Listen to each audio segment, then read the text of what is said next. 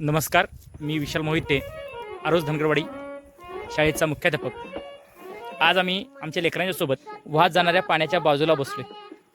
पाणी बघा किती स्वच्छ आहे. पण बाळांनो, हे ज्या वेळेला पाणी स्वच्छ असतं तसं बाळांनो आपलं आयुष्य असतं आणि हे आयुष्य आपलं बाळांनो असं निर्मळपणे वाहत चाललेलं असतं. पण काही वेळेला काय होतं की आपल्या आयुष्यामध्ये नको असलेले व्यक्ती, वाईट विचार आपल्या आयुष्यामध्ये येतात आणि जे काही स्वच्छ दिसणारं जे पाणी आहे ते काय होतं बाळांनो, घाण होतं, खराब होतं. म्हणजे जसं आता हे जे पाणी स्वच्छ होतं ते काय झाले, घाण झालं. बरोबर आहे बाबांनो. म्हणजे तसं आपलं आयुष्य देखील काय होतं, काही वेळेला घाण होतं. पण बाळांनो, जे काही पाठीमागून येणारं स्वच्छ पाणी आहे ते काय करते की जे घाण विचार आले त्याला बाळांनो काय करतं, बाजूला सारून पुढे जातं.